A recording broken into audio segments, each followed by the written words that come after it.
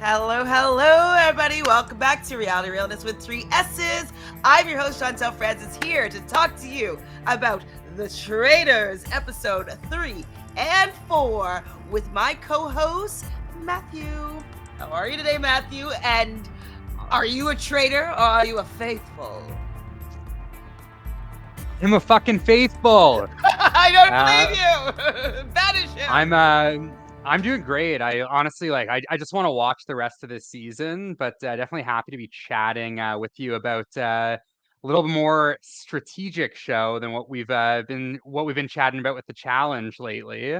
I'm a big fan of social deduction games and shows, so this is a huge treat for me. I'm really enjoying it and happy to be chatting with you tonight. So you like social deduction games. What have you played before? And how do you think you'd be like, what would you want to play if you went on this season or the next season two, we'll say? Let's hear your gaming thoughts. I mean, I would definitely want to be a trader. I mean, it just seems much more fun to be a trader. Mhm. Although, I mean, Suri makes it look so easy. She is just like made for this game and like made to be a trader in this game. Mhm. So to kind of watch her navigate has just been super impressive so far. I would love to try that out. Games that I've played, honestly, pretty identical to this, but it's like a card version. It's called Resistance. Not sure if you've ever played Oh, that. no. Yeah, essentially the exact same thing where you're just like the spies, I think they're called in the game. It's been a few years, but the spies know who each other are.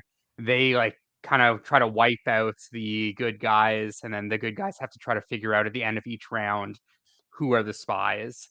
Um, so I love that. I mean, big big fan of like Clue when I was younger, both the game and the It was movie. Professor Plum Uh, in the library with the wrench.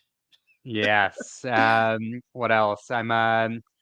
I mean, my favorite movie series is Scream, so it's Ooh. kind of a social deduction horror kind of thing there.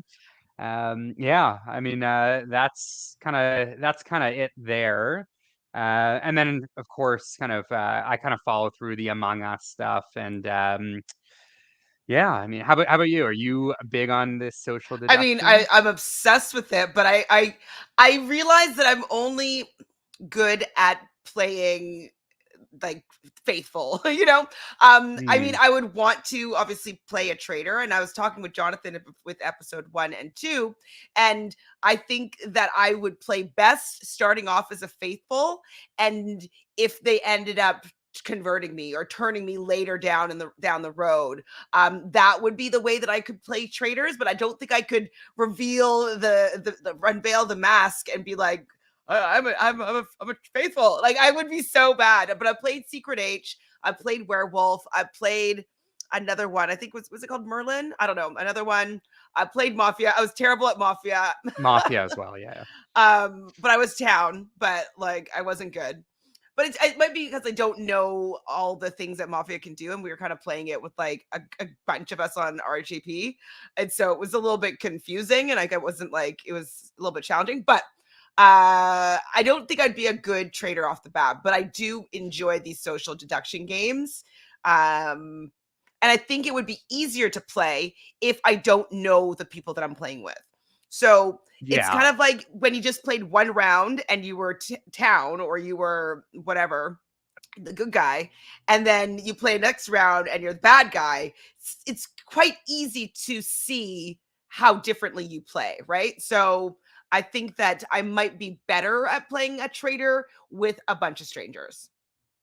Yeah, I think that does make it much easier. And one question I did have for you, because this is my first time watching Traders, if if one of the traders or two of the three traders end up getting caught, and then the other trader never gets caught, or the other traders never get caught, do all three of them win, or only the remaining ones would Only the win? remaining traders. Okay. So, because what I was thinking, Because they're like going a to be strategy banished that exactly like the faithfuls would be, right? So to be gone so from the they're just castle. gone. Okay, yeah, because one thing I was thinking, like this guy Christian is like he's very frequently like kind of putting Cody and Suri on edge. Just because like he's very talkative, he's very chatty. He's obviously not a pro behind the camera the same way that the two of them are. So I was thinking like it would be an interesting strategy for Suri and Cody or Suri or Cody to go after Christian or have the house go after Christian. I mean, one, it earns them more money. Plus, if they're the ones spearheading it and get the house to vote for Christian, um, they can they can kind of use that as leverage against the house. Like, hey, like it was my idea to go after Christian, and Hmm. he's a traitor. So, I mean, obviously, I'm not a traitor. And I'm wondering, like, is that something that happens in the UK version? Yes, I've watched UK and I've watched Australia, and what can happen is to take the heat off of you. Sometimes they allow a traitor to be thrown under the bus and be banished. Then the faithfuls are like, "We got one," and so sometimes it really deflects like some of the traitors that are left in the game. So it definitely has happened in the past, and I agree. I do expect that to happen because he's a little bit of a liability to Cody and Sari. Now, what has happened in other versions is then they're able to recruit someone to become a traitor. And so Mm. then they can decide between them, either they want to murder that night or do they want to recruit a third traitor into their group. And so that is something that potentially could happen if somebody gets banished. I don't know if it's going to be exactly the same, but that is what has happened in the other versions up until at least final something. Interesting. Yeah, that's really cool. I don't. I mean, if you're the trader, like if you're, let's say, Suri and Cody do that and try to get Christian out, do you think that's something that they would want to do? Like, is it beneficial to have a new third trader, or It can be. I mean, it's somebody that you could easily throw under the bus. You don't haven't been working with them for a really long time, so you might not have any ties to them. Really, it could take the heat off of you specifically. Also, it's another person who was a faithful now that will have really close bonds with some people and might have a lot of influence to maybe steer people in other directions. So I think it's better to have more traders, especially in the beginning, just to be able to be in more places. We'll talk about it in a moment, but at one point, Christian was like, "Oh, I don't want this big group coming together and deciding on who they're voting for. I want to keep everybody separate in different groups and have a traitor in each group so that like they can kind of hear what's going on in the castle." So I think in the beginning, it's better to have more traders. right? Even And the then Australian version starts with four. okay, and same number of people in the house. It's what There might have been more. There 20? might have been 22 or 24, but basically. Cool, cool. And then I guess one other question I was thinking of, if they were to kind of go with that strategy where they kind of throw a traitor under the bus, I would imagine like when you're in like the truth circle at the end after the banishment, like you can't just say like these other two people are traitors. Like I imagine there's like a No, because rule remember they against took that. the oath, right? I will not reveal any of the other traitors. Ah, okay, yeah, yeah, yeah. Right. So, I So no mean, they're matter what, allowed even to if you're vote out. for them, of course, and they're allowed to point the finger at them, absolutely, but they're not allowed to say like this person is a traitor. I know that. You know what I mean? Okay. So It's if you're eliminated, you can't like use that like 30 seconds to say like Suri and Cody no, no, also. no, no, no, no, no, definitely not. Okay, cool. Definitely Good, not. good. All right. So, well, what did you think about the first two episodes? I mean, this is your It was first really, introduction to the yeah, series. yeah, I thought it was really strong start. I mean, Alan Cumming is hilarious. Again, like super pumped to see like Suri back, especially. But I mean, some of these other like reality TV stars was really happy to see. I mean, Rachel, Steph, You Brandy watched Glanville, you I've been watched loving. Below Deck though too, right? Or no? No, I haven't seen Below Deck. Kate is from Below Deck, Yeah. correct? Yeah, I mean, like Kate and Brandy is like the Mean Girl alliance is like extremely entertaining. I know. Um, I I did know Brandy from Celebrity Big Brother, and I liked her there. But I mean, loved her the first few episodes here.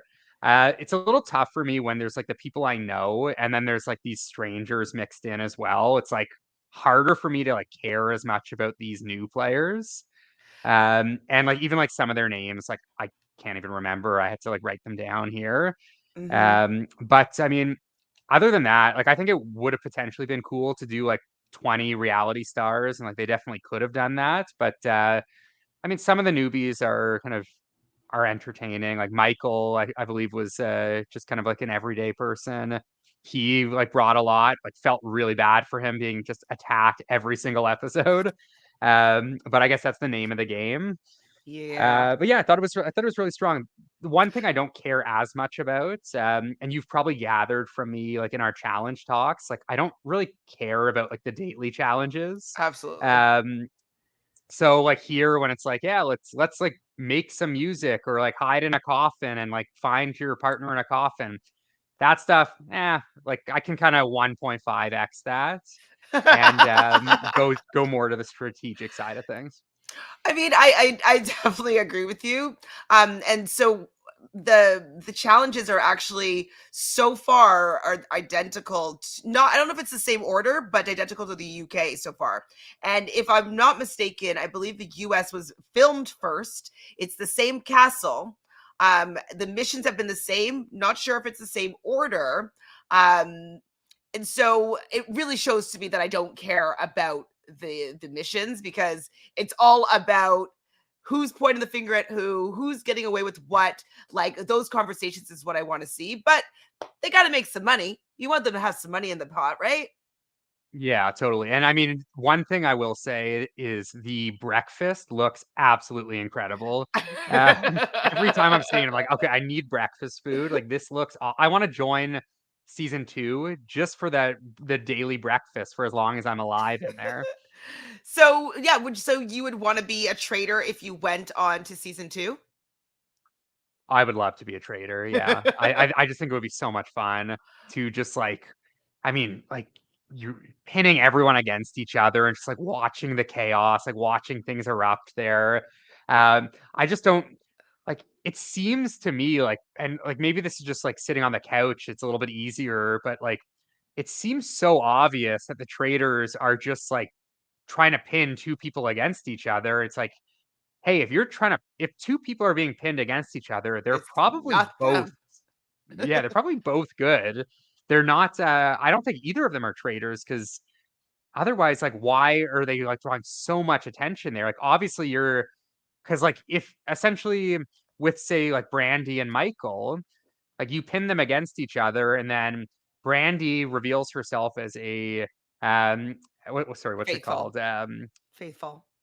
As a faithful, yeah. So Brandy is a faithful, and then it's like, okay, next episode, we'll just go for Michael because we know Brandy's a faithful, and then oh look, Michael's a faithful, and now I'm guessing like, okay, well, is Kate just the next one? They're just gonna assume that Kate is a faithful too. It's like to me, it seems pretty obvious like That what she's the not. traders are trying to do. Absolutely. Uh, I do think it seems pretty obvious to me. I also think that Cody seems like an obvious, like at least in the first two episodes, that like I felt his face got really flush and like he doesn't seem to have a personality.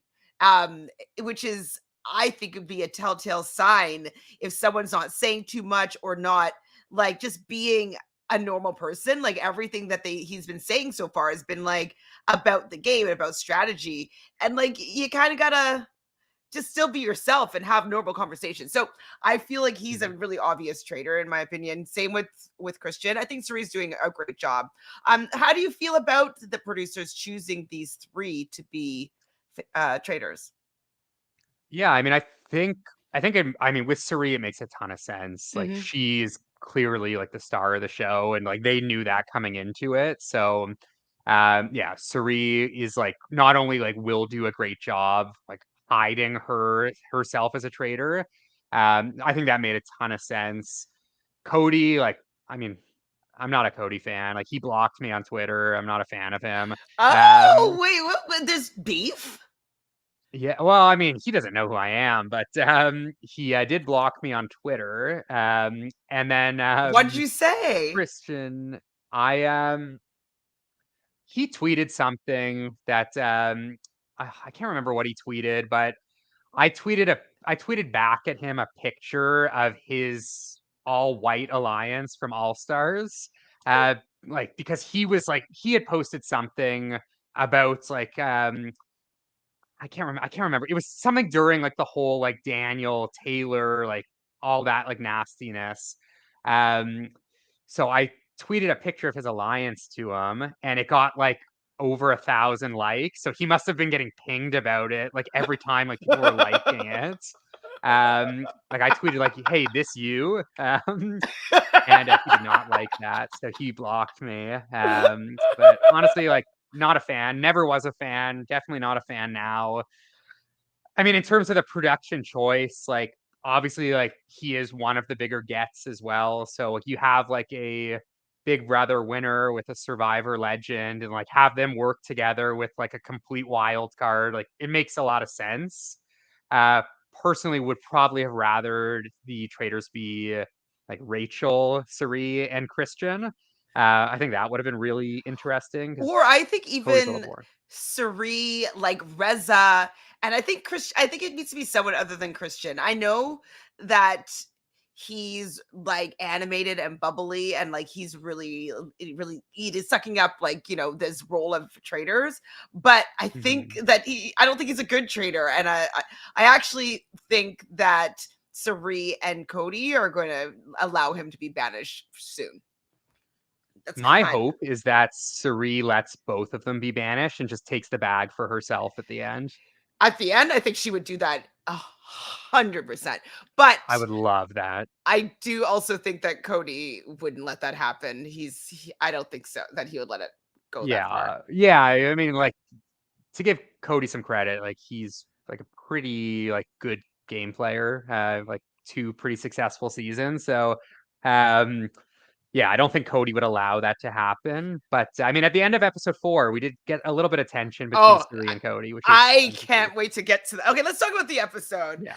Yeah, Um, yeah, let's get to it. so episode 3 starts off with the deliberation between Bam, Brandy, or Michael. I was really bummed, to be honest, because I didn't really want any of them to go. I didn't think Michael was a good person to get rid of at this point. I definitely think that he needs to be there as a shield. If people think that he's a traitor, he needs to stay in there. Even if he's pointing the finger at one of the traitors, like you can't really banish somebody that is pointing the finger. You kind of have to keep, or people think is a traitor. Like either way, you have to keep those people in the game. So I was like, okay, Michael's not going to be murdered here. Brandy, I didn't want her to be murdered just because I do like what she and Kate are kind of bringing. Like they are pointing fingers and kind of are animated, and like I just want to get rid of some of those people that I have no idea what their names are, right? I don't want to get rid of Brandy. I know her name and she's bringing something to the discussion and the show.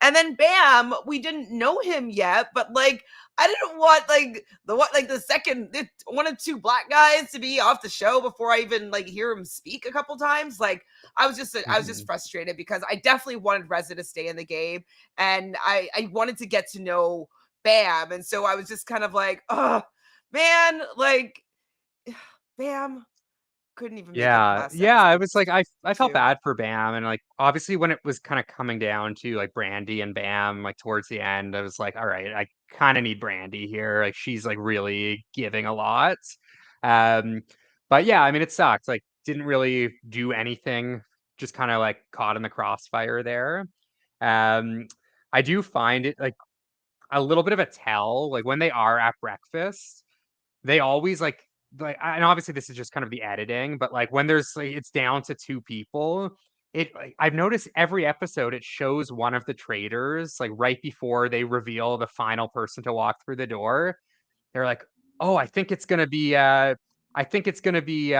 Bam coming through," and then it's like, "Oh, wait, no, it's not Bam." It's like they always, like, will show the traitor saying the wrong thing. I wonder if people in the house will eventually, like, catch on to that, like, "Hey, like, Cody keeps saying it's going to be it's going to be one person and it's always the other person. Like, why is he always wrong? Because I'm noticing it, but maybe that's just because the show is kind of pointing it out. I think the show's Um, pointing it out. I think probably everybody has their moment of saying who they think is coming through the door. But if I were playing the game, I would be paying attention to that 100%. We do also have to kind of remember that like none of these people know what this show is or what it's all about, or so. I think that I think the second season, people will be a lot more savvy and be looking at, okay, that's a tell, that's a okay, I don't trust this person. Okay, I think that you know what I mean? Like I think that they'll have more information as to how to catch a traitor. So right. they might notice that, but I don't think that these people first season is going to. Yeah, that's a good point. So Kate thinks that Michael is would be the worst traitor ever, which I think is really funny. And you know why, Kate? It's because he's not. It's because he's not. So Azra is going to lay low. And I was just like, I kind of just rolled my eyes. Like, I think she's beautiful. I'm sure she's lovely. But like, it's not the game just to lay low. Like, yes, I think that the strategy that I would play would be to never really say out loud who I actually think the traitor is, because that would allow the traitor to want to get you out of there, either by get the group to banish you or you get murdered. So my strategy most likely would be to lay low, in the sense that I wouldn't be saying exactly who I thought was a traitor, and maybe try to become friends with the person that I think is a traitor, because then they'll be like, well, she doesn't think that I'm a traitor at all. She trusts me. I trust her. And then hopefully when we get to the end, that's my strategy. So lay low in a Yeah, different way. yeah, I was thinking about that as well, where it's like, but like on the trader side of things, I was thinking like if the traders like were to just like they obviously know who the traders are, so like they know the other Mhm. two traders. Like, hey, why don't each of us like become best friends with one person, and then we vote those people out, like just like fake friendships with them and get each of them out, because then like they're not going to suspect us, or they're not going to suspect all of us at least. Well, that's Um, kind of what's happening at the end of episode 4, right? Right, yeah. So it is starting to happen there. I imagine that'll kind of continue as like the numbers dwindle too, because there's less Well, it's places to kind of hide. like the parachute strategy that the Four Horsemen did, and that the Cookout did, where they all had a person that was outside of the alliance that they could kind of, well, they were using it to sit beside them on the block and know that they would always be safe. Yeah. But it's kind of that, like they're sitting beside them on an imaginary block, and they're going to get rid of their ride or dies. And so Yeah. if they're that, it couldn't be them, you know, that like it's Hmm. their ride or die. So I think that's also a very sound strategy, and Yeah. it's going to start happening. Eek. Yeah. I just like Scary. I'm just wondering like if, and I mean I imagine at some points like kind of like what we were alluding to, like I imagine Christian is going to be the one that gets banished Yeah. of the traders. I'm curious to like find out when that will be. Like typically, I mean I know you've seen a couple seasons of this, but what's like the kind of earliest you've seen a trader get banished? Around like the next banishment. Oh, Like okay. So it's maybe like around we're due for one soon. four banishments or so is when they finally Yeah. catch a traitor. I imagine like if like the next banishment they just go after Kate, which I hope they don't. I hope they're like smart enough to realize that they shouldn't do that. But if they do that and they find out she is not a traitor, then it's gonna kind of open up the game completely, and it's gonna be much more intense for the traitors' survival. Yeah, definitely. I think that they need Kate in the game. Like Kate is going to be one of those players I think that could possibly make it all the way to the end, because she's just like she doesn't really want to be there, but like she's not bad at the game, but she's also a nice shield, and she's willing to speak her mind and willing to take people like attacking her. But like also I think that people might be scared to vote her out. Like I just think that she might be able to cruise to the end. Um which would be kind of fun. Yeah, I really hope so. I mean, she is like very entertaining. So I'm down for her to stay. I mean, she's a little nasty sometimes, but very entertaining. Yeah, I mean, she's a little bit, like, cold, we'll say, and, like, Yeah. says some things that maybe she shouldn't, but, like, her one-liners are great. Like, Hmm. she's great. I mean, I loved her on the, on Below Deck, and so she's definitely my favorite Chief Stew. Well, I'm liking, the newest one now, but I love Kate. Kate. I think she just had a baby too, or she's pregnant right now, very pregnant. Nice. So it's going to be Brandy or Bam are the last two people coming into the breakfast ceremony, we'll say. So you love breakfast. What else about breakfast do you love? Or maybe you don't. I mean, I love like everyone's reactions when they're coming into like seeing each other, and like everyone's like freaking out. It's like very like campy, but like it's like a cute like environment where everyone is just like so excited to see each other, and like they're like as intrigued as we are to. I mean, we kind of know what's about to happen. Like we know it's down to like two or three people, but they're all like kind of on the edge of their seat. So I like that format too, where it's like I guess like you go to bed at whatever time, and you don't see anyone until breakfast, which is pretty cool. That like you're actually like you're not just like up all night partying or gaming like all night long, and you have that kind of down period where everyone is just kind of probably tossing and turning in their rooms, and then they have that same level of excitement to kind of see what's next. So I'm definitely digging that like the breakfast vibe there. One thing that they don't do as much as they do, at least in the UK version, I can't remember offhand if they did it in Australia, was the people that are kind of like the suspects.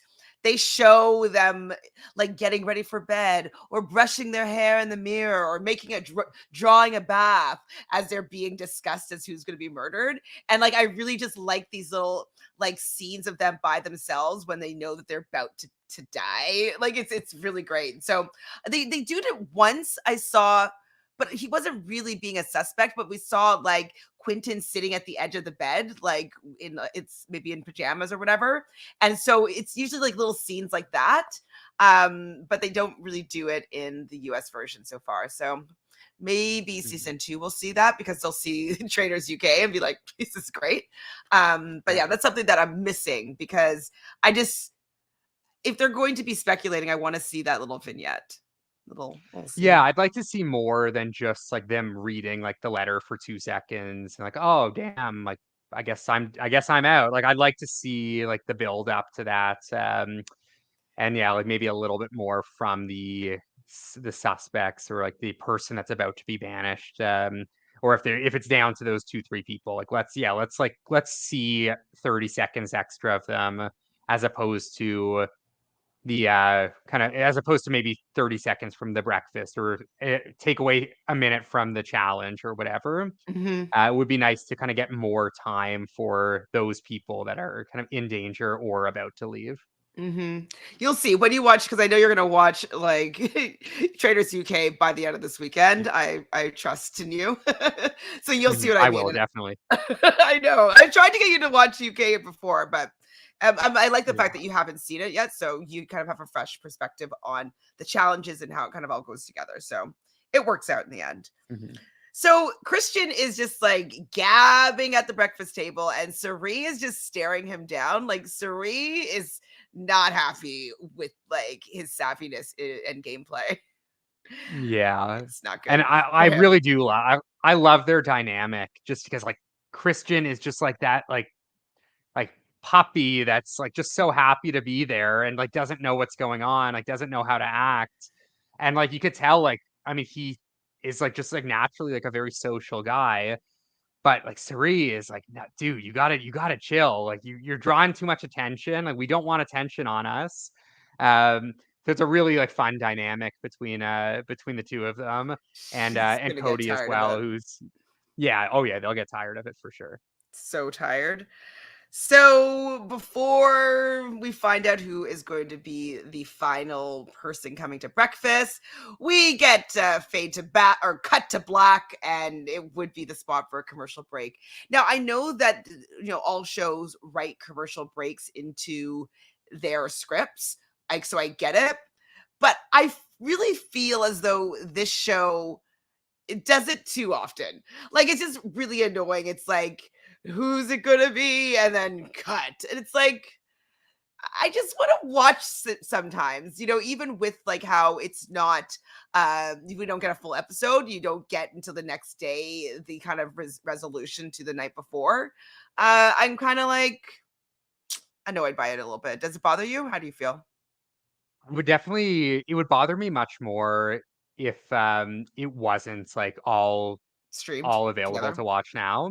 Yeah, like I would very much not like the format if it was like a weekly thing where it's like it's ending on those cliffhangers. The like breaks like mid episode are kind of annoying because I keep thinking like my computer is like crashed and it's like flat for like 5 seconds.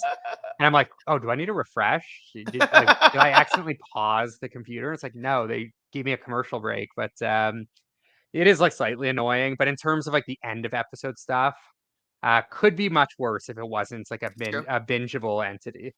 It's true. That's true. They did the same thing with The Mole, which is, I think it just helps it be bingeable is by like you just watch over and over and over again, but I still like personally like a complete episode. So Bam is gone though. We find this out after we are back from the fade to black. Um and so I said, couldn't they choose another shot kill? Because I feel like there could have been other people that they could have chosen other than Bam. I was just interested to know more about him. And Angelica, okay, I know now you're a hairdresser from somewhere in New York. Okay, like Azra, I don't care. Sorry, Azra. I'm sure you're sweet. Um, Amanda, you're an ER nurse. Cool. But like, I don't care. And there's probably somebody Yeah. else I'm completely forgetting. Yeah. Do you think the reason that like these people like do you think they're all just being under edited because like they want to show the stars, or Yeah, do you think they're just kind of like just truly kind of both. not bringing much? You Well, think both? both. I think that maybe they brought in all of these, like they made it half and half, is so that they had a lot of people that were easy to banish if they wanted to. Yeah, that's what I was thinking too. It's like, are the reality vets gonna like kind of stick together? I mean, we did see obviously Brandy went home pretty early. The first guy's name, I think he was on a show as Reza. well. He's on Shaw's Sunset, which I've also watched.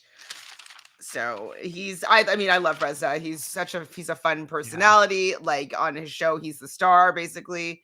And so it was very sad to see him go and then Bam yeah. go like second. So totally sucks. But this is Christian's BFF. So he's actually really upset. But like kind of like you were saying, it takes a little bit of heat off Christian knowing that his best friend was somebody that got murdered. So he did let Bam go. And Yeah. I was sad to see it happen. Me too. So Shelby says that apparently Kate predicted Bam. And so Shelby is now making Kate pointing the finger at Kate. And I was like, man, you guys are not good at this game. But No.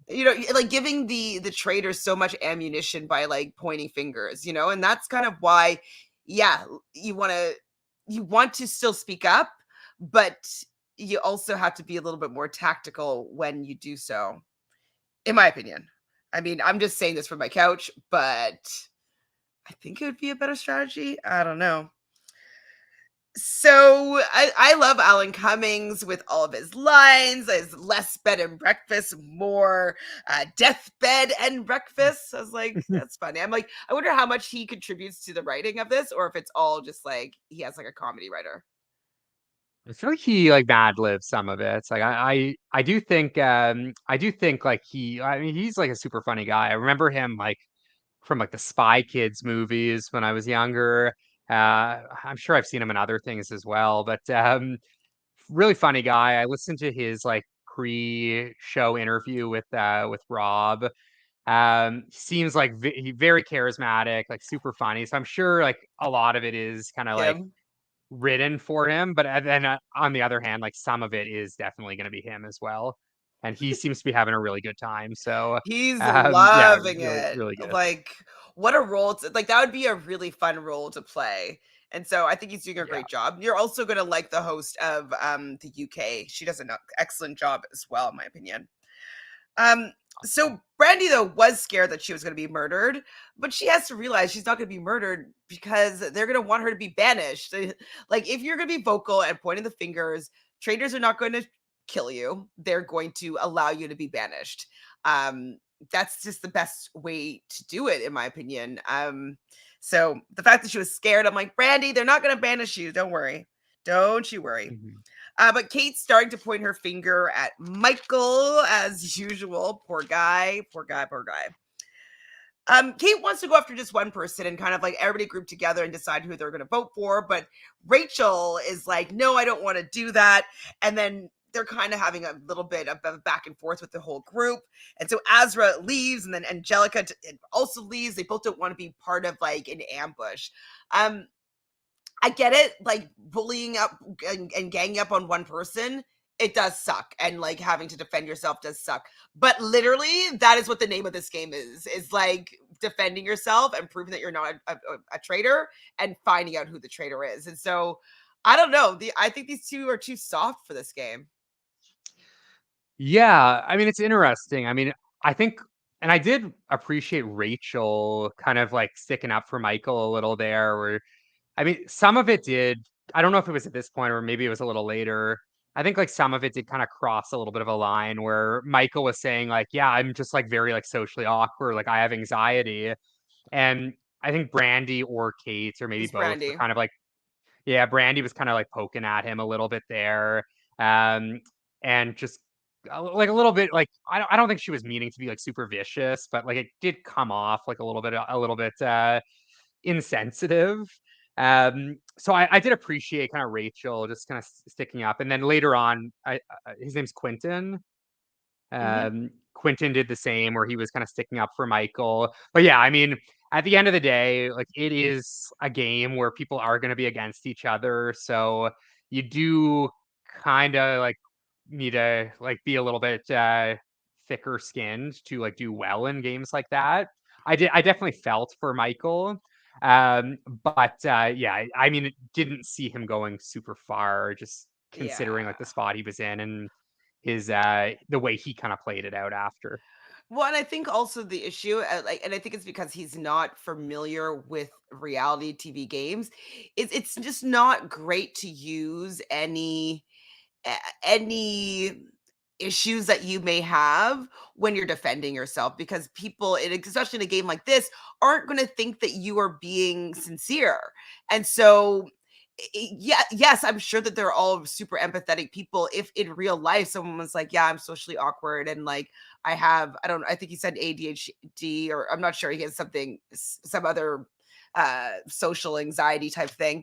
And yeah, it might be true, but like it just becomes feeling like you're being manipulated when someone's using that in a game as a way to defend themselves. And so I understand why Brandy and Kate were just like, well, why are you trying to emotionally manipulate me here? Like, I don't trust you. I don't believe you. If you are a traitor, you would say that to try to like use emotional manipulation. And so I think that because he's just not reality TV savvy to know that that's not the right way to defend yourself, especially if they don't know in advance that these are issues that you have. You know what I mean?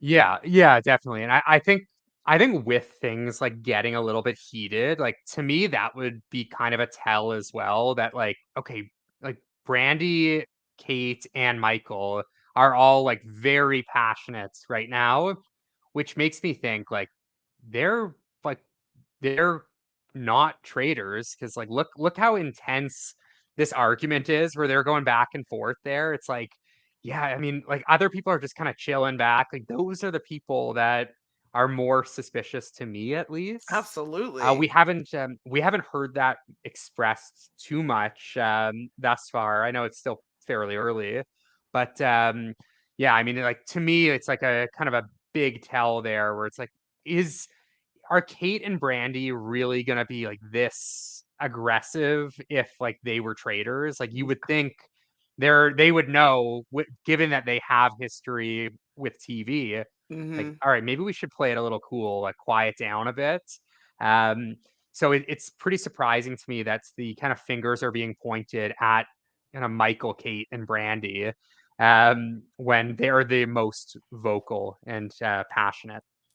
I thought it was really interesting also when Kate was sitting beside Christian, and Kate's just like, "Well, I think you're a traitor as well, and you don't need to convince me that you're not. Like, I just think what I think." And he's trying to convince her, and she's just like, I don't care, like that you try to convince me that I think you're a traitor. I do." Yeah. And it's kind of true though. Like he doesn't seem to get how to work with a personality like Kate. She's a little Yeah, bit and too strong.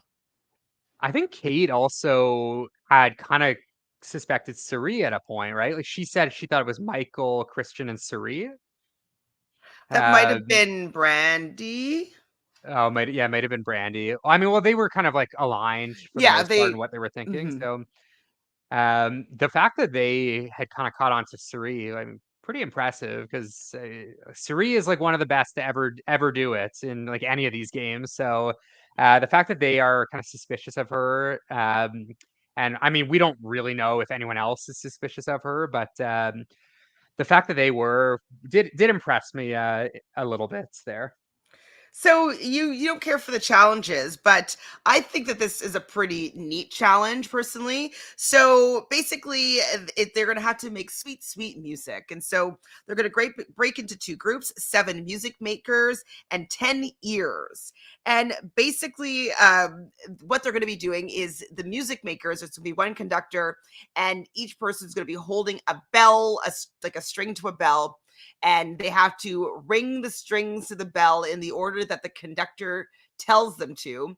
And then the ears are going to listen to the sweet, sweet music and then run inside the castle and find the music box that has this song that they're playing, and then find the item that is spinning around on in the music box in the mansion, so or the castle. So what do you think of this as a challenge? I thought it was interesting, but I mean, like at first I kind of thought it was cool, and then like it just kept going like, all right, song 3, song 4. I think it ended up being what 5 songs. So I mean, after the first couple, I'm like, all right, I kind of just want to yada yada through the end of this.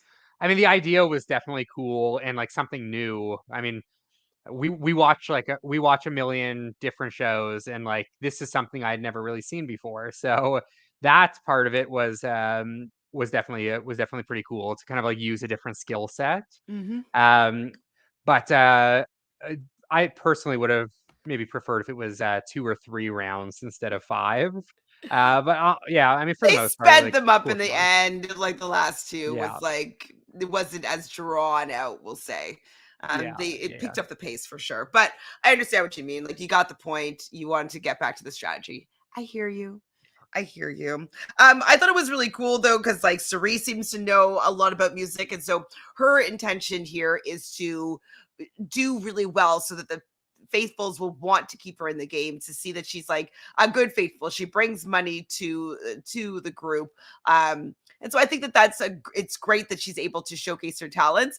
Unfortunately, Rachel did not have the same experience with Cody, who was finding her annoying for the fact that she knew what songs they were, and like she was pretty vocal about her knowledge about songs. And even afterwards, she didn't want to toot her own horn, but toot toot. So, what do you think about the difference between how Sari and Rachel were perceived being decently good at this challenge? Honestly, I Fast may have forwarded. missed that. I don't know if I maybe I did fast forward. I might have missed or stopped paying attention for a couple minutes there. So I don't remember seeing Rachel much for this. So my bad there, but Well, she was in yeah. the the ringing the bell group, and so she kept on being like, "Oh, I know what that is," and then she'd be singing the song and like what the song is, and like she was just annoying Cody, Oh. Yeah, I might have missed that. just Oh, zoned you know what? No, right I out. remember. Cody had said something like, "Oh, I can't wait to murder Rachel," right? Yeah. Yeah, yeah, okay. I might have missed a little bit, but I did get that part, which I thought was kind of funny. So after the challenge, as usual, Kate and Brandy are talking about suspects. They're really still into Michael being a suspect, but then they also think Christian and I think Sari was the last person that they said there. I didn't write it down. Um, Yeah, I did. I wrote it. It was Suri there. and so Rachel thinks that wait, Rachel thinks Kate and Brandy might be the betrayers, which would be that would be insane. Like Yeah. if that's how they were playing being traitors, like that's just too wild for me to believe. Like Rachel, you really believe that they would be playing traitors like this? Yeah, and also just like looking at it production wise, like are you really gonna put like these two women that are very similar in terms of like everything, like attitude, age, um, personality? It's like Type of are show, they not really type of show, both but gonna be traitors? yeah. So yeah, I little odd that Rachel kind of thought they were both traitors there. Um, but yeah, and then what Michael and Rachel went to Amanda. Michael.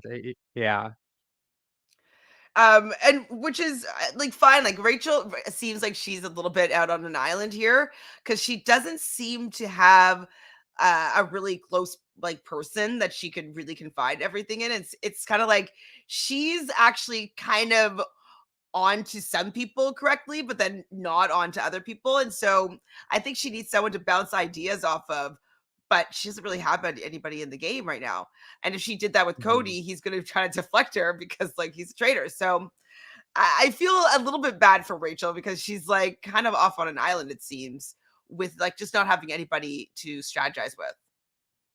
Yeah. I guess the people she's familiar with are, I mean, Cody, and then I guess probably Suri, Yeah, because they did who's Snake in the also a Grass traitor. together. Hmm. Yeah, and then Stephanie, who I mean was also part of Snake in the Grass, but and I'm sure there's like Survivor Big Brother connection, but anything that Stephanie finds out, she goes straight to Suri with, which is Hmm. pretty amazing as well. And I mean, we'll get to that soon, but yeah, I mean, Rachel is in a tough spot because if and when she ultimately suspects Suri and or Cody, they are pretty quickly going to find out because I mean Stephanie is just kind of running everything to Suri there. So yeah, Rachel's definitely on an island, and I mean hopefully she can pick up some of these newbies.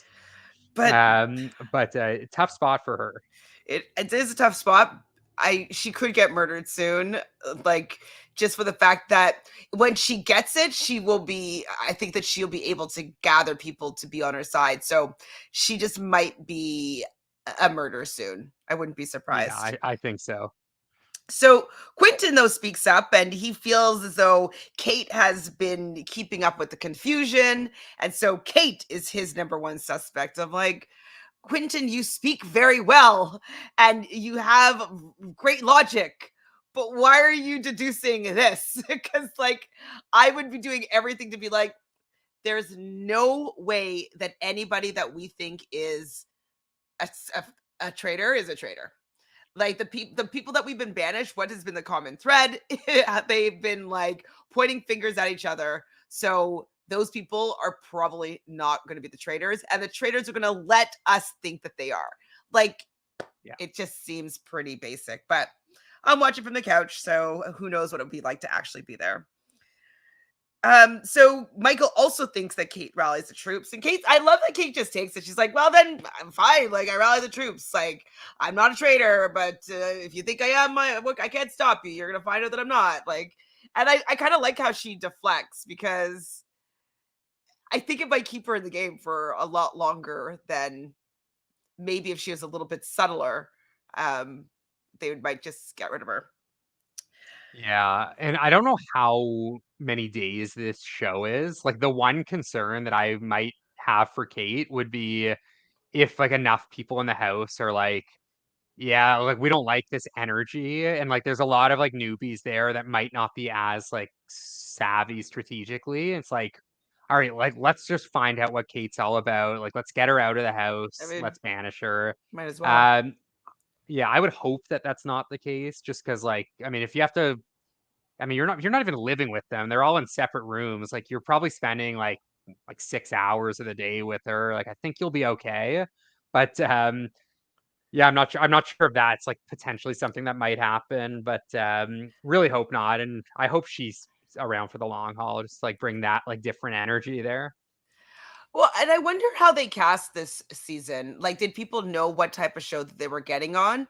Because it seems to me like all the people that are on this season that are not celebrities, like they don't really have a strategic bone in their body. Like they're not like they don't love spy things. Like I don't know. I just don't know what think they say signed up for. Everybody just seems a little bit of a bizarre choice at this point. Yeah, yeah, I mean, I would imagine like, they probably know like somewhat. Like it's like you're gonna be playing like a social deduction game, but not necessarily the rules for the game. Um, Or although maybe it's like similar to like a Too Hot to Handle, where they think they're going on like a completely different show, and then they show up like, oh no, you're all getting murdered. Um, but yeah, it's interesting because I guess there was nothing to go off of. Like the UK season hadn't aired by the time they filmed this, right? So No, I believe it. They filmed it first, actually. oh, right, right. Yeah, you said this was first. So, yeah, there's really nothing to look at. So they could say like, "Hey, have you ever played Mafia before?" Like this is kind of similar to Mafia. But All that's these people would be terrible at Mafia, even like yeah. or a Secret H or Werewolf or whatever. Like even Among Us, I'm sure there's like I don't know. They're not doing it for me, and I don't know if it's just because they're focusing mostly on the celebrities, but like I'm just like, how did these people get cast? Like, I mean, I know that Angelica got cast because of her accent, but like that's the only and Quentin, he's very charismatic and he speaks really like he people listen when he speaks. So I understand why he was cast, but I don't think he's a good game player so far. I'm just kind of No, disappointed. he's very well spoken in the way that in the way that he Shares his like opinions. yeah, shares his suspect list, but Yeah. all of the suspects are They're wrong. wrong. So he's like, yeah, and if I get killed, just know it was Kate and whoever, You're and just then it's like, like, but it's no, not Kate and whoever. Um, so I do like him. I think I he's do like too. very I don't want him fun. to go anywhere, but like nobody's really bringing that. Like he's bringing probably the most out of the newbies right now. All the other newbies are pretty like I could get rid of them. Get rid of Yeah. them. Get them out of here. This was at the point though now where Brandy was talking about Michael's anxiety going away. And so it was a little bit uncomfortable just for the fact that he is a faithful and he probably does have social anxiety and the things that he stated were all probably true. But when you're playing a game like this, it's just kind of hard when you bring up things like that. It's kind of, the when somebody on say Survivor and Big Brother brings up their children or something, and then someone's being like, well, you brought up your children, so that means that they can kind of bring up your children, but it's usually like off limits, but it's like, well, you brought it up, like, so it's kind of like that in a weird way. Anyways, it's just I wish that Michael just never said anything when he was being defensive because they were latching on it to mean something that it actually didn't. And I felt Yeah. bad for him.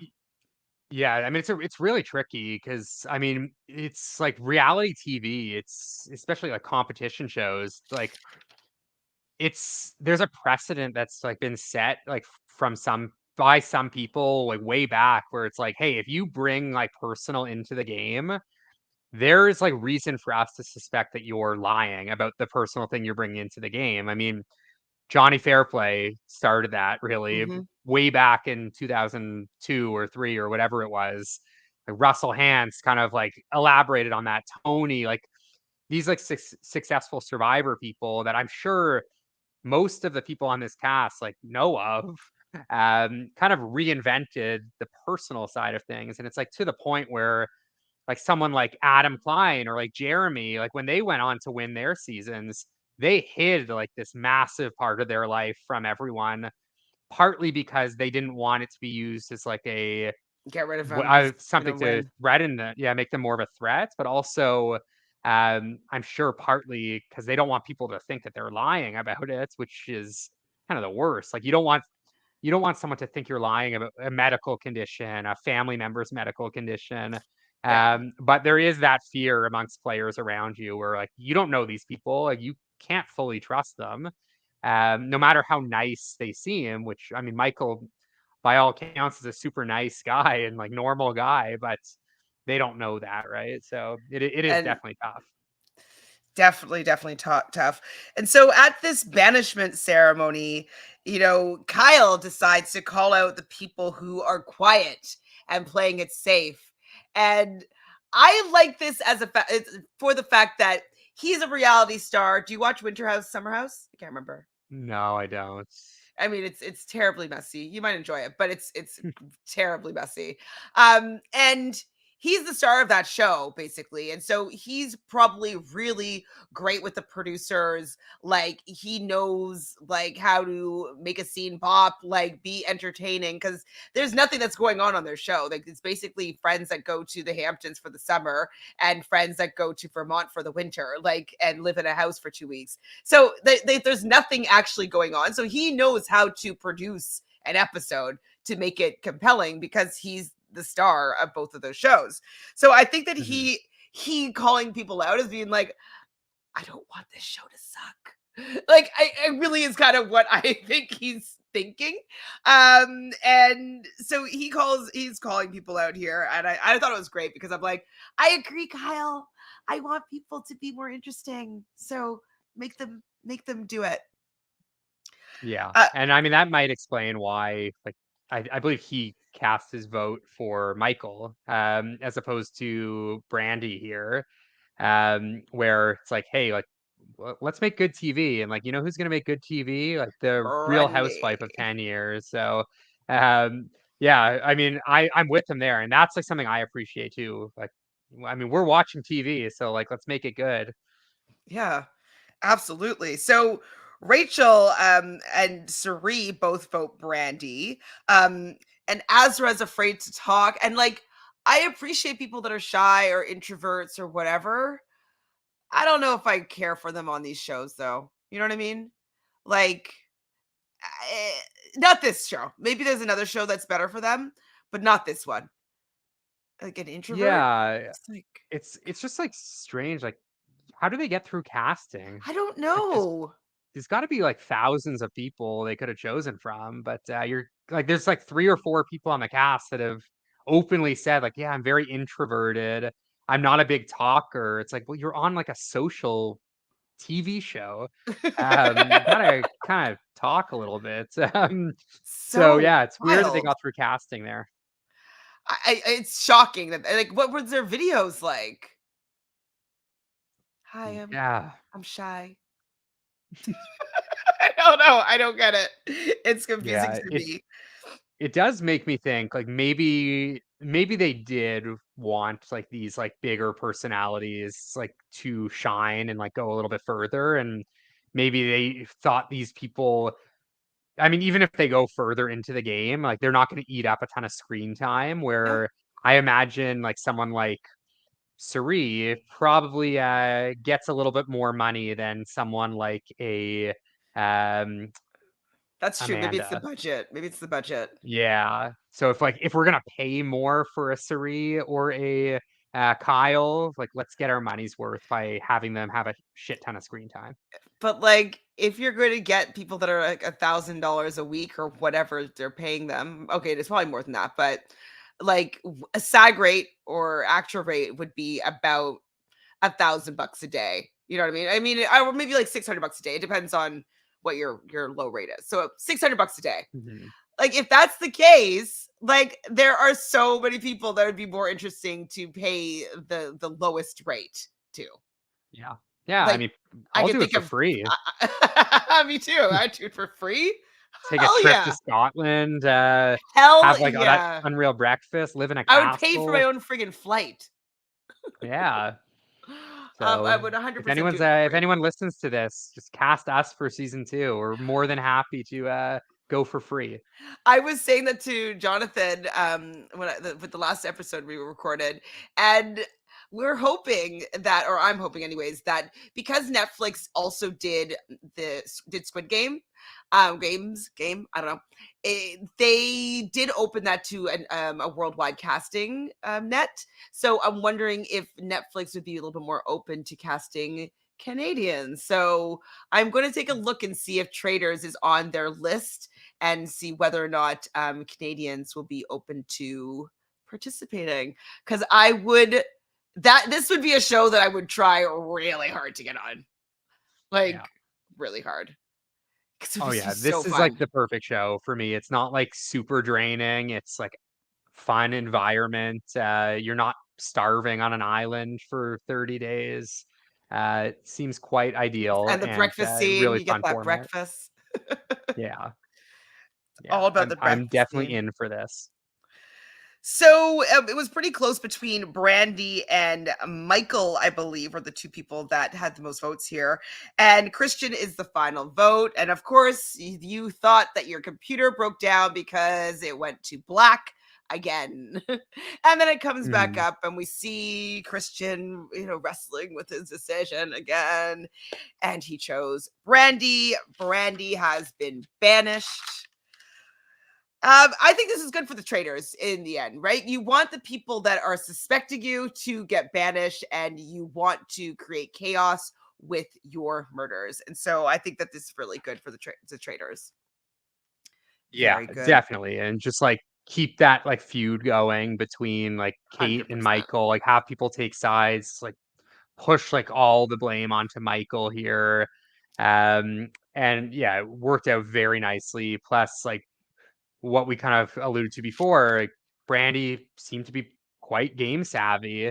Um, so yeah, I think really good for the three traders there to get Brandy out here and yeah, not disrupt the not disrupt the or sorry, to continue to kind of cause chaos Yes. and disrupt the house there. So Brandy on her way out says that you have to stick together. They are manipulating you, which is 100% true. And who was it that said idiots? Was it Brandy? It made it seem like it was Brandy. Yeah, I think it was Brandy on her way out. It's true. Yeah. Especially when you know that you are a faithful, and you're just like, nothing I'm going to say is going to make you believe that I'm a faithful. So deuces, but idiots, like Mhm. idiots. So Kate now has loyalty to no one. And okay, so one thing that we didn't talk about was when they're all talking. I didn't write this down. I must have, or maybe I just was watching. But there was a moment when Kate and Brandy had a little bit of a discussion on who they thought were the traitors, and Kate makes a note. She writes this down. And we are very familiar with people getting in trouble for writing things down on these reality shows, on Spies, Lies, and Allies. No, yes, Michaela made a list of people I think that she wanted to get out or she didn't want to work with, whatever it was, that was found by, I believe, Emmy. And that was the beginning to the end of her demise. So Kate and makes a note of who she thought was potentially a traitor. And Brandy was like, no. So she like crosses it out. And then the next person was Amanda and crosses it out as well. So she gets up from the table and Kate drops this damn note and Stephanie sees it. Like, how is that even possible? Where'd she get paper from? That was iconic. That was an incredible series of events there where like Stephanie like catches her like first off, yeah, how does the note fall out? Like, why are you carrying it on you? How is it in a position where like someone's gonna find it? Plus, like, it was like you already have this massive target on you, and you're not a traitor. Um, but Stephanie catches it, immediately goes to Suri to tell her that Kate is a traitor, and she's planning to go after Amanda, and someone else. I can't. Who else is Shelby, it? Shelby. Amanda and Shelby.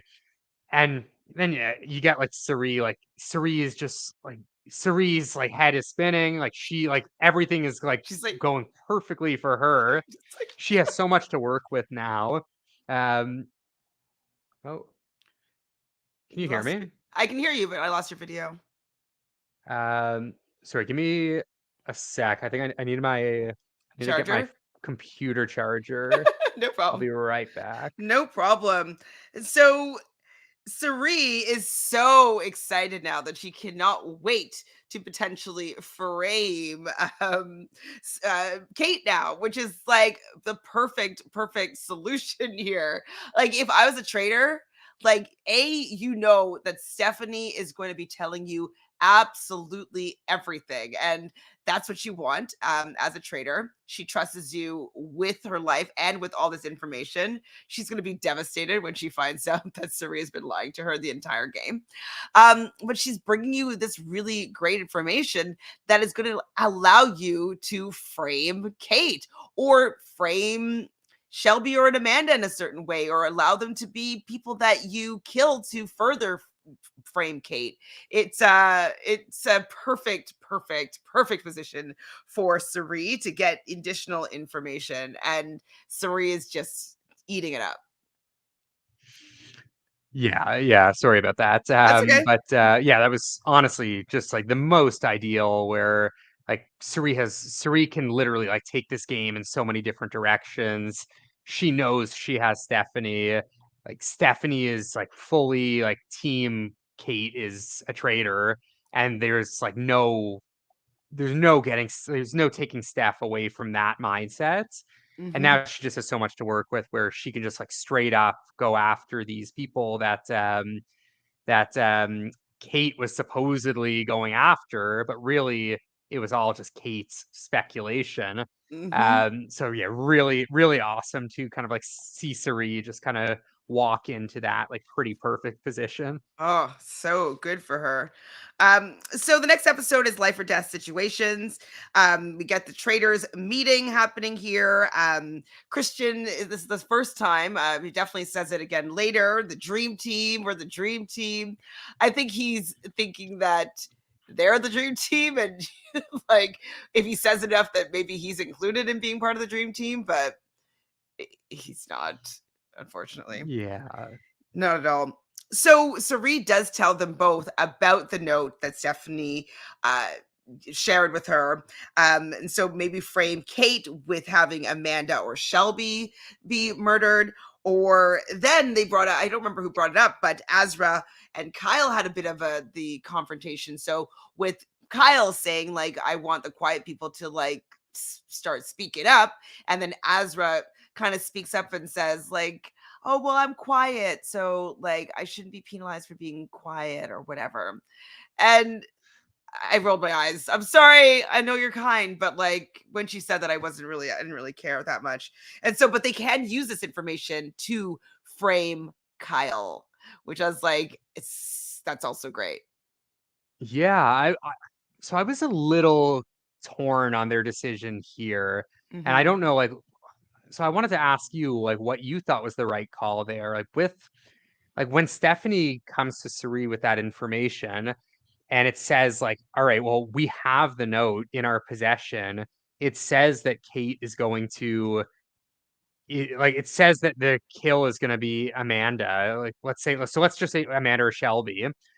Do you think the right call there should have been, like, let's just take out Amanda or Shelby, or would that just make them like make Kate the banishment, and then they would find out that Kate is not a traitor, and then Yes. like Stephanie maybe gets suspicious of Suri.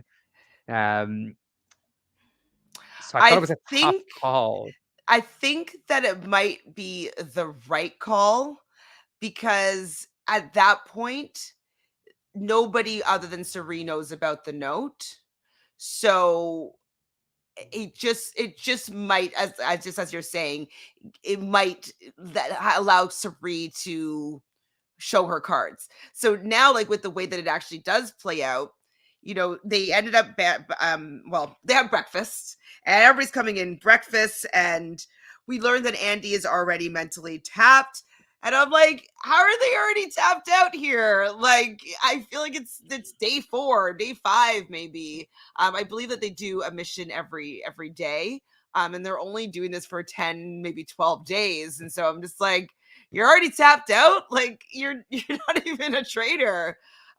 Anyways, Michael thinks that he's a shield, which he is. So I think that he is actually decently savvy. Probably more savvy than most of the other newbies, but he's not savvy enough to get himself out of hot water. Ari, he's kind of quiet as a celebrity, but he thinks that they are keeping the suspects, which is what they're doing. So I'm like, Ari, don't want to be saying this too loud. There are traitors amongst you. But we learn it's going to be either Azra or Shelby. And so I was like, I think it should be Azra here just to have another person to be pointing a finger at.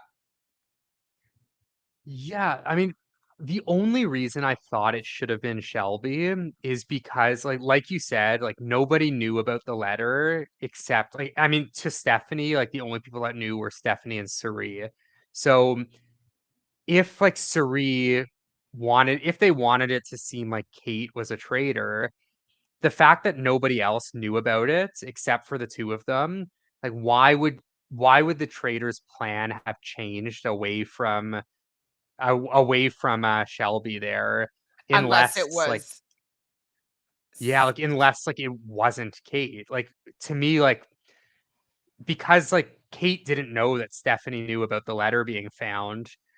I think like maybe Cerise should have just taken out Shelby there.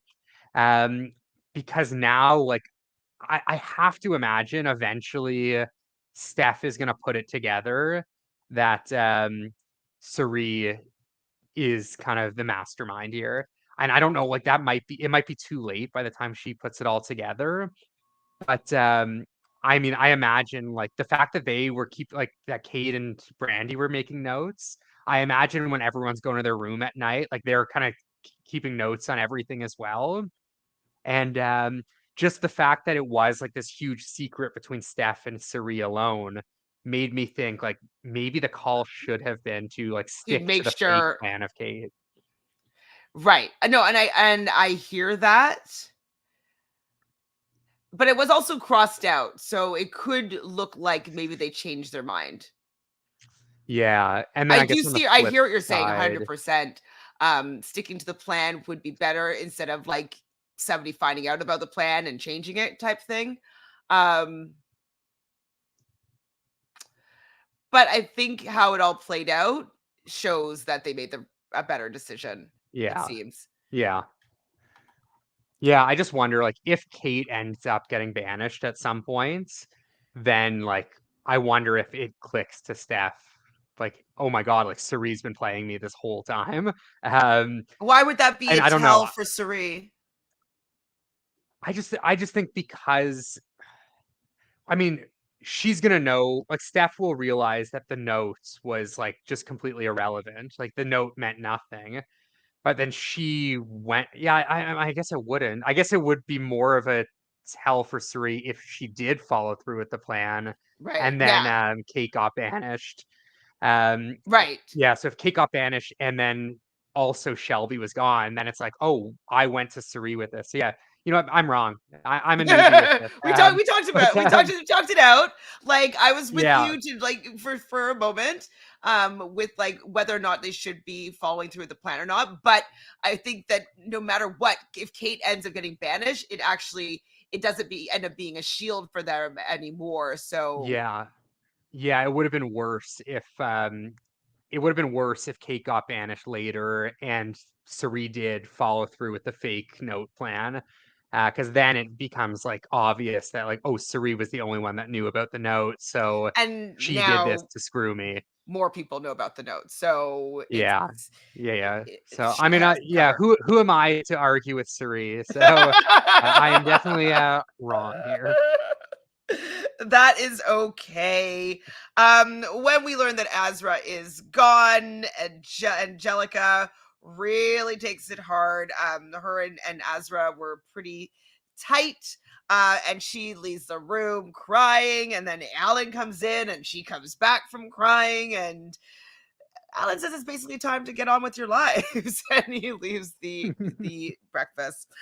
So everybody's gathering outside, and Kate, like, I just love how miserable like she is, but like I think I'd be friends with her, you know what I mean? Because she'd probably make me laugh for the fact that she's just so like, oh, why am I here? I don't want to be here. I hate everybody here. I don't want. Should I go outside or should I just turn around and go back to my room? Like she just hates it, but doesn't. But like is entertaining with her curmudgeony, even though she's probably like the same age as me, or maybe even younger, which I think is also Yeah. hilarious. Oh, I think if I was in there, like I would just like be begging Kate and Brandy to like me and like let me join in on their crew. So yeah, I mean, I'd be dying to work with Kate and just like spend time with her. She just like that kind of 100%. energy is just like so exciting to me. Like that, like kind of in a way like the Abby Maria, where it's like you're like you seem so unhappy, but like you're so entertaining at the same time. I just like want to be Absolutely. around that. Absolutely. I would Maria, I would definitely be friends with because I just would want to hear what she has to say about people or about situations. Like it's kind of like I work on an airplane, as you know, and there's some people that just complain about things all day long, and I'm just like, oh, tell me more about how much this sucks. Like you're so entertaining with how much you hate this. And then there's some people that I Yeah. can't listen to complain. I'm just like, okay, like I don't want to work with you. It's not fun for me. So Brandy and Kate are people that complain that I'm here for. I really Mhm. enjoy it. So Christian wants the group to spread out. I kind of mentioned this earlier, and I think that that is the right strategy to have a traitor in each group or a couple in each group, just to like get as much information as to what people are thinking, who's saying what, or any names being said about any of the traitors. So I did think that that was a good idea of Christian's. And then Notegate begins. Oh, Notegate. So Steph tells her group, and she's like, "Oh, where's the note now?" Or somebody asks where the note now is, and they're like, "Oh, Suri has it." And you see Suri telling her group, and so this is good for the note to be out there. So I think that that is going to exonerate Suri if anything happens now. I don't think that Yeah. Stephanie is going to point any fingers at Suri. Not at this for this, anyways. Yeah. So the mission is a sketchy carnival of chaos. What did you think of this mission? So basically, they had 2 rounds. So you'd probably be happy about that. Where there's 5 people that are going to be spitting on a board, we'll say, in a coffin on a board, and they're going to have to do the what does the consensus of the group basically. So the people that are not on the board, the wall of terror, carnival of terror, chaos, they have to answer some questions. So the question, I write them down. I must have. Did I I? did. Wait, I Yeah, did. I wrote them down if you didn't, but Okay, so yes, I did. Right, I put them abbreviated. I'm like, what? I don't even remember what I did. Andy though is definitely scared because they had a near death experience on a roller coaster. Um, so Andy was really praying that they weren't going to say their name, but they did. So it's going to be Kate, Christian, Angelica, Shelby, and Andy for the first round. So who would people want to be stuck on a desert island with? And they all said Andy. Emotional performance. Most emotional performance obviously is going to be Angelica because she just cried right now over Azra. And then it starts to get a little bit testy. Who tells the most lies? And they said Kate. which is And false. which is false. She's telling no lies. Well, she might be pointing her finger at people that are wrong, but she has not been lying. Yeah. 8,600 they made for the first round. I believe that they were getting $300 for every match, and if every single person stays on the ride at the end, they get an additional $5,000. So round 2 comes about, and it is Cody, Ryan, Kyle, Amanda, and Michael. First question: who would you trust your life with? Amanda. She's an ER nurse. Sari doesn't want Kyle to get close to Faithfuls. So was it Kyle? No, Or he was doesn't it want Cody. She doesn't Cody want to Cody to get close to too Kyle? close. Sorry, I wrote down Kyle's name. But yeah, Which Cody. I didn't quite understand that from Suri. Like, isn't it beneficial if Cody were to become closer to the faithfuls? Like, it's not No, like Cody's I think gonna it's like more than sell out the her game. though, right? So like if they ever want to gang up on Sari, Cody can make that happen. The more people that he has that trust him. So I think she just wants to have more control over the the non-traders. Hmm. Okay, makes Because like sense. if Yeah. he has a closer bond to Kyle, that means Sari doesn't have Kyle on her side. You know what Okay. I mean? Got it. Yeah. Yeah. So who would have Googled themselves? They said Kyle, but it was funny that some people thought it would be Ryan. Um, Yeah. Obviously Ryan was on a Celebrity Big Brother, but like, is he a dud? Like, what's he seems like a nice guy, but like, is he playing the game? Like, is he just there to have a good time, picking up a paycheck, getting some more Instagram followers? Like, what's his deal? Yeah. I mean, he's been around the block in terms of like reality TV. I think I don't know if he did something else. Either Dancing with the Stars or Masked Singer or something. He might have done The Apprentice too. He's definitely been or has done his fair share of reality TV. So, but yeah, he doesn't bring much. Like, obviously, he's like a athletic, like good-looking dude, but yeah, it's very strange that he keeps popping up and then like seemingly not bringing much to the table. Right? Let me see if I can find anything that he's done other than swimming. Um, television. Okay. Well, he's done. Oh no, people are. He did Celebrity Family Feud with his wife Kayla. He appeared on an episode of Back in the Game with Alex Rodriguez. I don't know what Back in the Game is. He did a commercial. He was on Family Guy. That's kind of it. That's all it says. Well, this is Wikipedia. Should I look at IMDb? I swear he did something. It doesn't even show Big Brother there. I didn't see it. I'm gonna go on IMDb though. Hold on. I That swear I've might. seen him on something else. Okay, he's known for 30 Rock, All I Wish, 90210. What would Ryan Lochte do?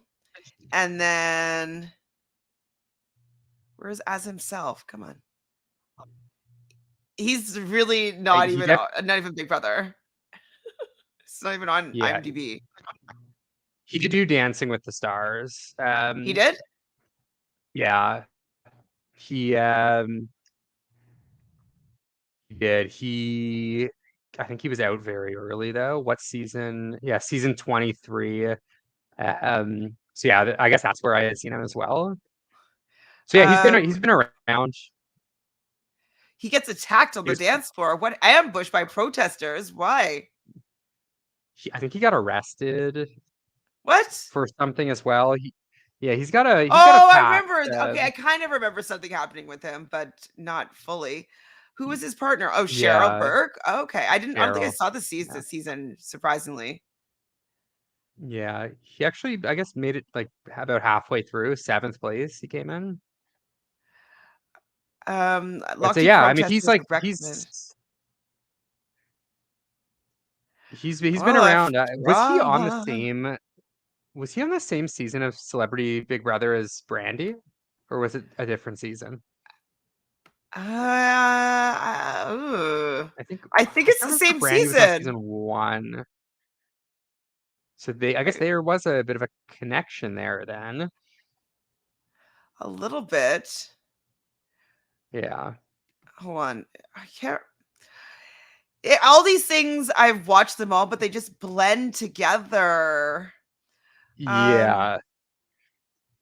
he's with Jonathan Bennett and Kata Kalin. Who I else was think on that Brandy might have been season on though? season 1. Anthony Scaramucci. Did you see that he's back on another reality show? Is he? He's on that what is it called? Special Forces. Oh, okay. I've heard of that. I haven't seen it, but I mean, I'm watching it, but it's not good. Um, I don't know who else was on. Was he on the same season as them? I don't remember who was on what. Okay, Brandy, Big Brother. I think Brandy was on season 1 You're right. I think she because was as well, actually. yeah, because she was aligned with like Adriana, like the Right. That's what model, I'm right? remembering. Who actually Yeah. ended up being like a decent player. Um, Yeah, like she made it right towards the end. And it was Ross and Marissa. Marissa. They were the final 2 of season 1. Correct. Yeah. Um, I still just want him to say like, oh yeah, Celebrity Big Brother 2. Yes. Okay. I found it on Big Brother Wiki. We found out the truth. Okay, back to Traitors. Where are we here? So, who would you trust your life with, Amanda? Who's the most two-faced is Michael. Oh, change behavior. Michael. And who's least likely to win a Nobel Peace Prize? Michael. I was like, ouch. Getting attacked. Sorry, likely not to win a Nobel Peace Prize is Michael, not to win. But they do end up winning $19,900 in total. Was there anything else that you Mhm. saw that happened in that little mission that you wanted to talk about? Uh, no, I mean it was like pretty straightforward. Just like kind of fun, like short. That it was much shorter, so I like definitely appreciated that. And yeah, I mean I kind of felt like towards the end, it's like, all right, anything negative, let's just throw at Michael and like get those extra points. Where hmm it's like, is Michael really the least likely to win a Nobel Peace Prize? Like, I would think. I mean, maybe Ryan Lochte there Or is a Kyle. good bet. Sorry, Kyle. Kyle, Mhm. yeah. But yeah, it seems like I mean he was already the punching bag, Michael. So it's just like kind of keep throwing punches there. So as we're going back from the mission back to the castle, Kyle is mentioning that he thinks that it might be Michael that's a traitor, and Rachel asks Michael directly, like, "Are you a traitor?" And he says no, and she's like, "Okay, yeah, I believe you, I believe you." And I think she does believe him um, at this point, anyways. And I think Rachel's trying to find like a comrade. She's like, as I said already, she's out on an island, and I think she's just looking for someone to work with. And it could have been Michael, but like you kind of can't go down with that ship, Rachel. But she's also, I think, learning how to play this game. She's figuring out Yeah, what's the best strategy to play as a faithful. How do I do this? So hopefully she will be able to figure out how to do it before she gets banished. So Kyle though does say back at the mansion at the castle that Sari would make a good traitor. And Stephanie turns this down, which is great for Sari. But Kyle's thinking here, and Sari would make a good traitor. And the fact that they would expect a strong celebrity female to be a traitor. And so that would be either Sari, or that would be Rachel, or that would be Stephanie, and or Kate. And so he's not wrong. He's not wrong. So I think that Kate leaving might put some heat on Cerie. So I don't think that she should be the person that leaves anytime soon. hmm Because if everybody thinks it's Kate and Kate keeps staying, that's good for Cerie if they believe that there's a strong celebrity female that's a traitor. So you got to keep the one suspect in the game. yeah. So banishment time. They do bring up the Amanda brings up the note thing. So it was good that it got out all in the open. Kate didn't really deny anything. Kyle gives like a logical conclusion for the traitor being Michael, which what can he do? He just doesn't want it to be him, I'm sure. And he also calls out the fact that Michael suspected Quentin after Quentin had just like at this banishment ceremony. He really talks up Michael and about how he doesn't think that Michael is he thinks that Michael is a faithful, and he thinks that Kate is the traitor. And then Kyle brings up the fact that earlier on Michael was suspecting Quentin, and so it got a little bit messy, I would say. Yeah, definitely. Honestly, I'm very pleasantly surprised by Kyle, especially in episode 4 with, I mean, first off, like, I love like the line of thinking where he is like thinking like a producer, where he is like, you know what? Like they have these strong celebrity females, like why are they going to bring in all of these celebrity like strong celebrity females and like not have them play a pivotal role? And like like he's thinking like a producer there. Like obviously he's not saying that, and if he was, like they probably wouldn't air it. But we like as fans of these shows, like we can read between the lines and we know that's what he's thinking. Mm-hmm. Um where it's like, yeah, are you really going to make like this like a Shelby a traitor when there's 3 traitors, or are you going to make like are you gonna let Sari or Stephanie or Rachel or Kate like get their hands dirty and like make these big moves? Like, yeah, of course. Like that's what a producer's gonna do. Um, and then like going into the banishment, just like Kyle, like kind of again like taking charge there, like exposing different people. Here, like more exposing kind of Michael, I guess. But I would imagine like the exposing of Sari and Stephanie is potentially on the horizon if Kyle sticks around a little bit. So yeah, very impressed. I a little worried for Kyle for leaving Mm-hmm. as soon as next episode, but if he sticks around, like I think we could get some fireworks. I totally agree. So we do have Michael be banished here. He gets the majority of the votes, and he says, "Yes, Kate, you're gonna get your wish or something like that. Yes, I am. Dot dot dot. Everybody starts celebrating and Woo! screaming. A faithful, dun dun dun. He exits the room. So they thought they caught a traitor, but they did not. They banished a faithful. So afterwards, Rachel thinks now that Kate is a puppet master and that she orchestrated this whole thing. And like, as you're giving Kate a lot of credit, but I just don't think that Kate is that savvy. Like, she's smart. She sticks to her guns. She's not going to be pushed around with what other people think. Like, she's going to think what she thinks and she's going to go forward with it, which is great, but it's not necessarily good for a traitor. So I was surprised that Rachel's Yeah, still really focused on this. yeah, I'm very surprised like that Rachel thinks this, like especially like Kate is clearly does not seem like the type of person that would like voluntarily cut her 2 closest and only allies. Like 2 of the first 4 people to go were the only people that Kate was talking to. And like clearly like Kate is not the type of person that is just gonna cut their only people. Mm-mm. So I'm very surprised that like Rachel and a lot of the house is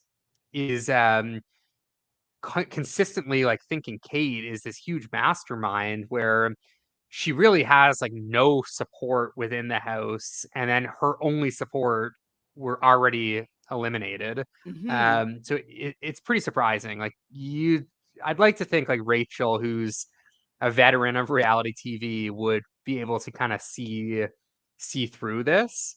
Um, but yeah, I mean, I guess good on Sari, Cody, and Christian for like having Rachel, who is very savvy, thinking Kate is this mastermind when it's like very clearly Sari is the mastermind. It's so clear to me too. So Kyle is feeling guilty about the fact that he was the one that kind of pushed for it to be Michael this particular round. And while he's feeling guilty, he's becoming a suspect to Quentin. And so Quentin feels like it's Kyle now. And he's saying this to Ari, Rachel, and Ryan. Um, and so, wait, sorry, no, yeah. So now Quentin thinks it's Kate and Kyle because Kyle is defending Kate. So he thinks that they're working together, and Kyle is part of the Bravo family. So, I mean, I can understand that rationale a little bit, but it's not Kate. It's not Kate. No. So Cody is struggling when he meets up with the traitors, but Christian isn't. And I think Cody's annoyed that Christian isn't struggling. Why do you think Cody's annoyed about this? I don't know. I mean, like, I like, I'm like, I would not be that upset if I don't understand why Cody is like so upset. Like it's a game. Like he's played games before. Hmm. Christian's like clearly just like having a good time, which is understandable. Like you're like it's his first time on reality TV. Like go enjoy yourself. And like yeah, Cody is like taking it very seriously, which is a little surprising. Maybe it actually is because he's been on shows with some, not necessarily with any of these people, but he's been in the same world as them. He knows who they are. And so maybe he feels just a little bit more guilty because they're kind of his friends or they're his peers at least. And um to Christian, everybody is a new person that he's meeting. So whether they're celebrities or not, like they are all strangers to him. So he does have, I guess, it's easier for him to be like, I didn't know you guys before this, so who cares? But Cody Mhm. does know them from before this, so maybe that's why.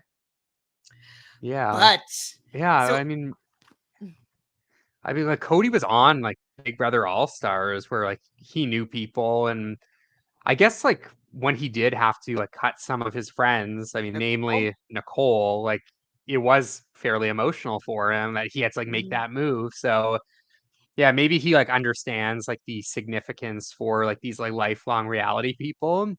Yeah, like And these like some of doesn't these want people to might be never talk to him again. Like I don't like will Stephanie yeah, ever talk to Suri again? I don't know. Oh, man, yeah, I mean I Suri's gonna be don't know.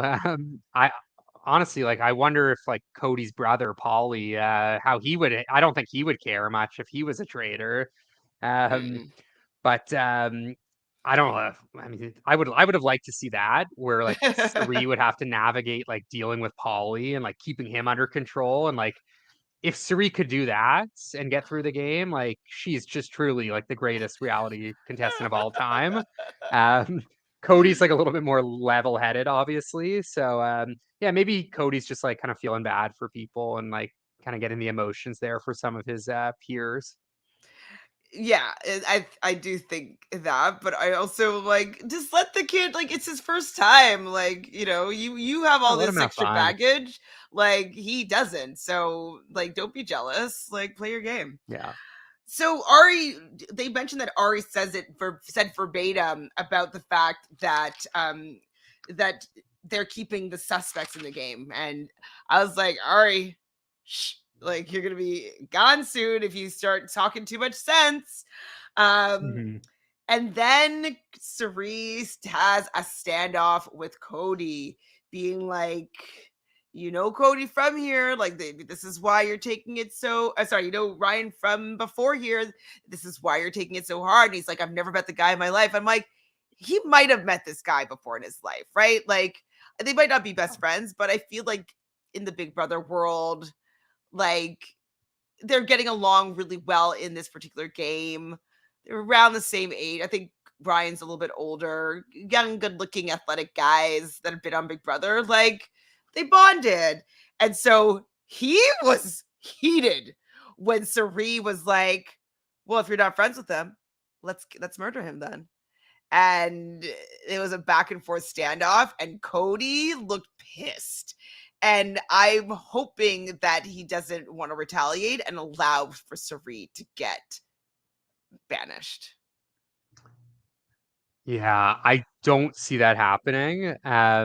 But I mean, at the end of the episode, when Suri is saying, like, you know what, I'm gonna get my way this time. Like, I've been playing quiet the first few episodes, the first few days, but like now it's like my time. It's like, yes, like Suri, like honestly, like strategically, like I don't know if it's better to go for Ryan or Kyle, but like just to like rattle Cody, I I want her think to just take out Ryan.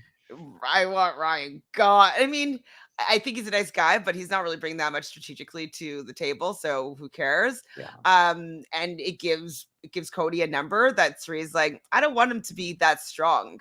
I don't want him to be able to say to two people that like, hey, let's start pushing the Sri train and get Sri out of here. Like Sri doesn't want anybody to have more power in the game in numbers than she does. So I think that Ryan's going to be gone and Cody's going to be pissed that he doesn't have control over Suri, which will be Yeah. interesting. My hope for like the next 6 episodes is like slowly like Suri starts to like plant seeds in like Stephanie's head. Like, hey, I think like Cody is a traitor, and just like get those seeds planted now. So like as it like continues to like develop and go on, like eventually like Suri can like turn the tides on Cody rather than Cody turn it on her. Like, yeah, like Cody's gonna be upset. I don't think Cody would go after Suri this early, but it might be in the back of his head, like, hey, I gotta get her out. Like she's too good. But I want like Suri to really like be planting those seeds with some of the ladies in the house and like some of the rookies, just like gather all these people and just take out Cody. Like, please, like no one has ever done it on Big Brother. Like Suri, you have to be the one to get him Please. out of here. I need him to be knocked off of his high horse. I mean, I have to say that in his press interviews that he did with Rob's podcast, he didn't Suri did a lot of talking. So even with when Suri was doing all that talking, I'm like, I feel like Suri was a traitor this time around because she seemed to know a little bit more of the ins and outs of the game or was asked those questions and was able to answer them Mhm. effectively. It seemed like Cody didn't want to say much. So I'm wondering if he gets bamboozled by Suri. Oh my God, it would just be so beautiful if that happened. And I like, mean, I'm honestly, wishing for too much, I think. yeah, it might be asking for too much, but I like honestly, I don't even think it's that bad of a move because I think if you eliminate Cody, Christian is gonna do everything Cerie says. Like she will have him wrapped around her fingers, very much like Reichenbachy, um, where it's like you need Christian to do something. Like Cerie will have him doing it in the snap of a finger, in the snap of her fingers. Whereas if Cody's there, it's like Christian is like in the middle of these two forces, but like take away one force and like you just have Christian, and then like you get more money if you win. You have more power in how the end game goes. Hmm. I just think like it makes sense. It will be a little difficult to pull off, but like if anyone can do it, it is Suri. And like I just think it would just be such like an epic moment to have Cody like fall at the hands of Suri here. Oh my god. Oh, that'd be so amazing. That'd be so amazing. Yeah. Now if that's the case, if say Cody's banished next, who do you think that Sari and Christian should recruit? Well, I don't think it would happen right away. I think it would be I'm just something saying like if it it. did, if it did. Um, let's see. So if they recruit someone, I take it that that means like they're like fully like they'll be fully like on board with everything that's happened already. It's not like a secret. It's not going to be like a secrets trader, right? Like they're fully like aware that Suri and Christian are the other two, Oh yeah, correct? they well basically what has happened in the past, they might do it differently on this version, but they kind of like how they do the murders, they'll give them an envelope on a chair and it says we think that you'd be a good trader, do you accept? And if they do accept, then they go and meet in the same spot with the hood on and then they get Ah, revealed. So okay, so interesting. So they would have the option to decline being a trader correct. if they wanted to. Correct. Okay. Um, in that case, I mean, I think Suri would probably push for someone that she feels like she could control as well. Um, I don't know if they would go Stephanie. I think like Stephanie is kind of like potentially someone that would decline being a traitor. Um, plus, like I think like You saw Stephanie's her season very. of Snake in the Grass as well? I didn't. I actually didn't see that Oh, season, oh, but she was the snake, right? yeah. Yeah. It was Okay. really bad. Yeah. So I mean, like, I don't know if Suri will want Stephanie to be like working with her that closely. I think she likes having Stephanie like just feed her info.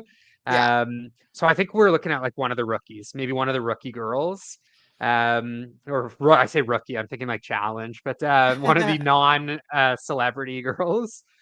Um, yeah, I don't know. Is there anyone that you'd be thinking there? I have no idea right now because like the non-celebrity girls are they're not vocal. So like I just think that they just wouldn't be good. Amanda, I guess, is the most vocal. Quentin, I just don't know if he'd be able to like I just don't know if he'd be able to play it. Angelica, I don't think she could do it. Is there any other rookies? Shelby? Maybe Shelby, but maybe not. I just haven't seen them interact with people enough to see if like they're if they can be persuasive or if they just be useful. So if that's the case, then I think that they should replace him with another like his prototype. So replace him with maybe Kyle. You know what I mean? Like allow Kyle to become a traitor. It might be helpful because he Mm, does seem to have some influence and yeah. speaking I just some think like sense. I don't know though, obviously. yeah, it's tough. I just think like just kind of like knowing Suri, like as the game gets towards the end, like she's just gonna want people that she can control. Like I don't even know if she would value like, all right, who's the best liar? I think it's just gonna be strictly like, hey, who's gonna do whatever I say and like who's gonna let me dictate who's going home and not put up a fight there. And like Christian is like someone like that. So I think she'd be looking for someone else like in that similar mold. Like yeah, maybe it doesn't matter if it's guy or girl, but that's what I'd be kind of like eyeing if it does come to that situation, which hopefully it will. But who knows? Like, I mean, realistically, like Cody's probably sticking around for a bit, but we can We always could dream, dream. right? We could dream. Well, thank you, Matthew, for coming on to talk about these episodes. I know you're just chomping at the bit to watch episode 5 and 6, so I will not keep you any longer here. Was there anything about these last 2 episodes or from the whole season so far that you wanted to mention before we get offline and we watch a couple more episodes? No, honestly, that's it for me. I'm just like really like obviously very happy having Cerise specifically back on my screen. Like really nice seeing some of these people again. Yeah, wish we were getting a little bit more from some of the newbies, but I mean, like at the end of the day, like really enjoying the show and think it's going to be a nice finish there. So looking forward to finishing this up and we'll debrief down the road, I'm sure. Yes, we will. I might entice you to come on and do one of the last couple episodes. So we'll probably be chatting again soon in the next couple days. But if you haven't done so already, please subscribe to the channel. Please like this video and leave a comment about who do you think, if it so happens that Suri allows for Cody to get banished, who do you think that she and Christian should recruit to be a traitor? I would love to hear your thoughts, and so would Matthew, so please leave them in the comments below. And I guess we'll have to see you soon. Bye, everybody.